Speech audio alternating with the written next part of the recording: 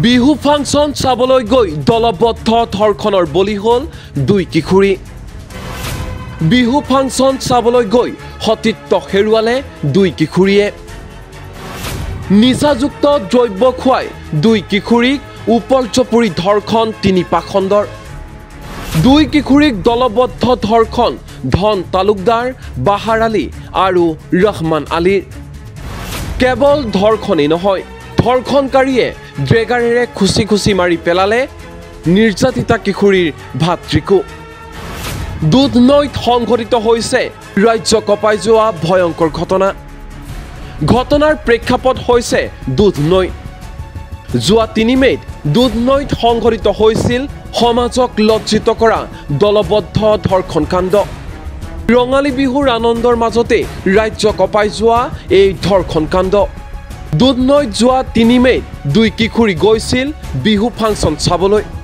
Bihu function চাই ঘৰলৈ ঘূৰি আহোঁতে দুই কিশোৰীক নিচাযুক্ত দ্ৰব্য খুৱাই এই তিনি পাখণ্ডই। ইয়াৰ পিছতে নিচাযুক্ত দ্ৰব্য খুৱাই তিনি পাখণ্ডই উপৰ্যপৰি দলবদ্ধ ধৰ্ষণ কৰে দুয়োগৰাকী কিশোৰীক। যোৱা ৩ মে'ত সংঘটিত হৈছিল এই ধৰ্ষণ কাণ্ড। এই ধৰ্ষণ কাণ্ড সন্দৰ্ভত ৫ মে'ত ভুক্তভোগী পৰিয়ালে আৰক্ষী থানাত দাখিল কৰিছিল এজাহাৰ। দলবদ্ধ ধৰ্ষণ কাণ্ডৰ মাষ্টাৰ মাইণ্ড আছিল ধন তালুকদাৰ। ধন তালুকদাৰৰ লগত আছিল আন দুই ধৰ্ষণকাৰী বাহাৰ আলী আৰু ৰহমান আলী।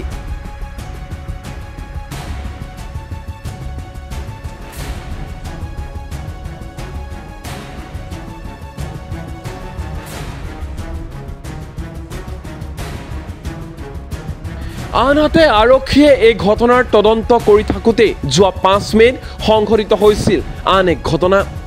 ধৰ্ষণ কাণ্ডক লৈ ধৰ্ষণকাৰী ধন তালুকদাৰৰ বাসগৃহত দুটাকৈ পক্ষৰ মাজত হৈছিল প্ৰচণ্ড মাৰপিটৰ ঘটনা।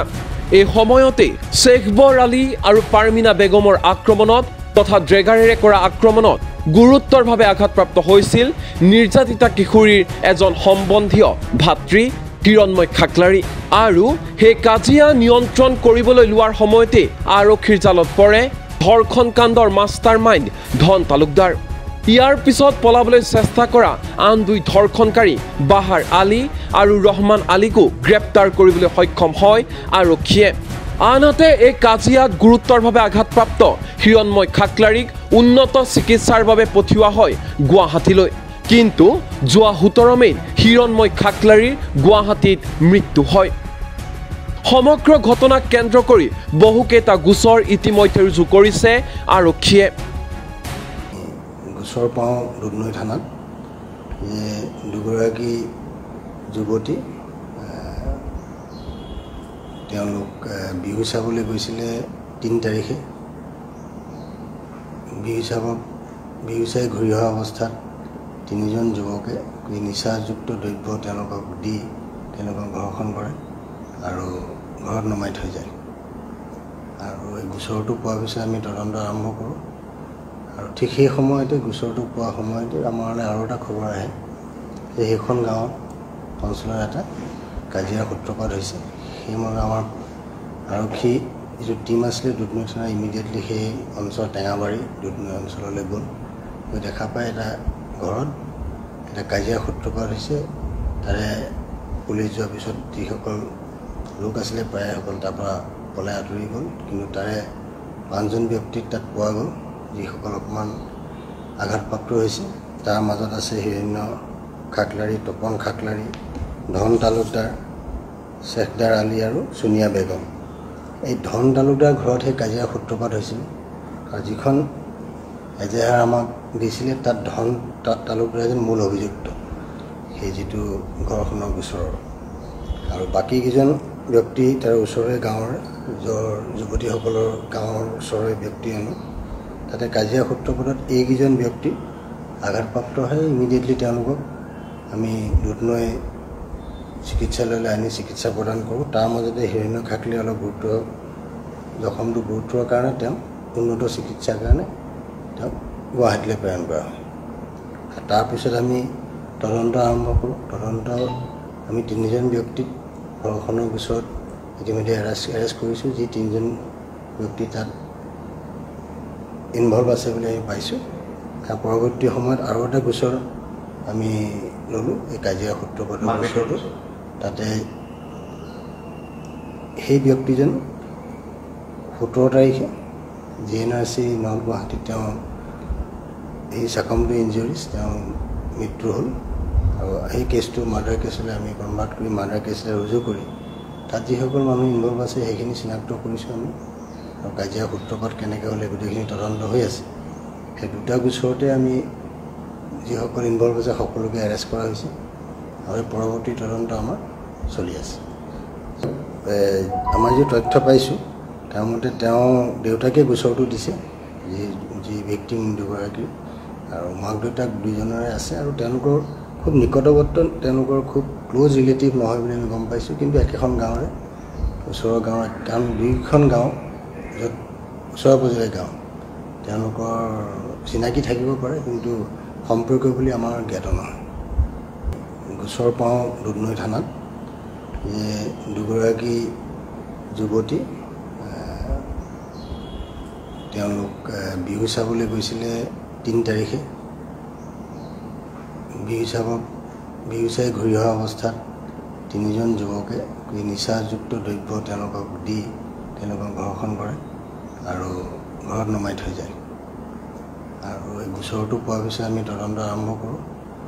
আৰু ঠিক সেই সময়তে গোচৰটো পোৱা সময়তে আমালৈ আৰু এটা খবৰ আহে যে সেইখন গাঁৱত অঞ্চলৰ এটা কাজিয়া সূত্ৰপাত হৈছে। সেইমতে আমাৰ আৰক্ষী যিটো টীম আছিলে দুধনৈ থানা ইমিডিয়েটলি সেই অঞ্চল টেঙাবাৰী দুধনৈ অঞ্চললৈ গ'ল। গৈ দেখা পায় এটা ঘৰত এটা কাজিয়া সূত্ৰপাত হৈছে। তাৰে পুলিচ যোৱাৰ পিছত যিসকল লোক আছিলে প্ৰায়সকল তাৰ পৰা পলাই আঁতৰি গ'ল, কিন্তু তাৰে 5জন ব্যক্তিক তাত পোৱা গ'ল যিসকল অকণমান আঘাতপ্ৰাপ্ত হৈছে। তাৰ মাজত আছে হিৰণ্য খাকলাৰী, তপন খাকলাৰী, ধন তালুকদাৰ, শেখদাৰ আলী আৰু সোনিয়া বেগম। এই ধন তালুকদাৰ ঘৰত সেই কাজিয়া সূত্ৰপাত হৈছিল। আৰু যিখন এজেহাৰ আমাক দিছিলে তাত ধন তালুকদাৰ এজন মূল অভিযুক্ত সেই যিটো ঘৰখনৰ গোচৰৰ। আৰু বাকীকেইজন ব্যক্তি তাৰ ওচৰৰে গাঁৱৰ যুৱতীসকলৰ গাঁৱৰ ওচৰৰে ব্যক্তি আনো।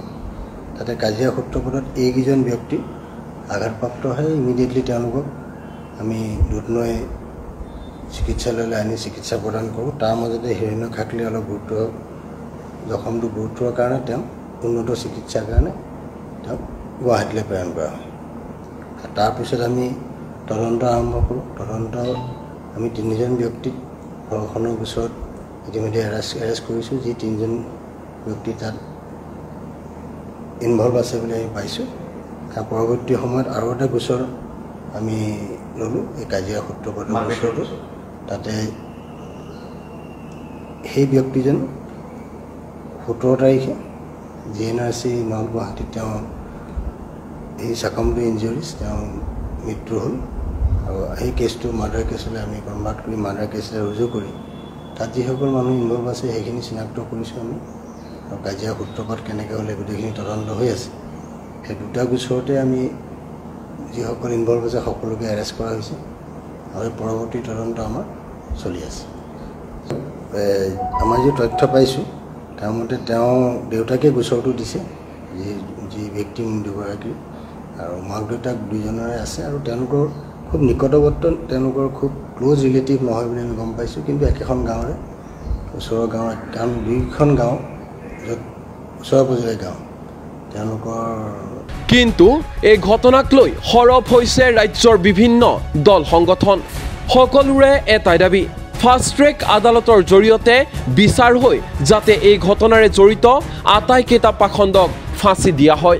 নিখিল বড়ো ছাত্ৰ সন্থাৰ আৰু নিখিল ৰাভা ছাত্ৰ সন্থা আমি যৌথভাৱে আজি ভালাপাৰা গাঁৱত যিগৰাকী দুৰ্ভগীয়া হিৰণময় খাকলাৰীক যাক বৰ্বৰভাৱে হত্যা কৰা হ'ল বা হানি খুচি ডেগাৰ আৰু জোং লাঠিৰে আক্ৰমণ কৰি পেলাই যোৱা 5 তাৰিখে যেতিয়া এই ঘটনাটো হৈছিল, সেই খবৰ ল'ব যাওঁতে টাঙাবাৰী গাঁৱৰ এই যে ধন আলী তালুকদাৰ আৰু বাহাৰ আলী আৰু ৰহমান আলী, তেওঁলোকে 3 তাৰিখে যে ইয়াত দুধনৈত যে বিহু চাব অহা দুগৰাকী যে কণমানিক তেখেতসকলক মানে ধৰ্ষণ কৰা হৈছিল আৰু এই ধৰ্ষণ কাণ্ডৰ পিছত 5 তাৰিখে হিৰণময় খাখলাৰীক হানিখুচি মানে আক্ৰমণ কৰা হ'ল আৰু 16 তাৰিখে নিশা তেওঁ মৃত্যু সাৱটি ল'ব লগা হ'ল আৰু এই মানে আটাইতকৈ যি বৰ্বৰ আৰু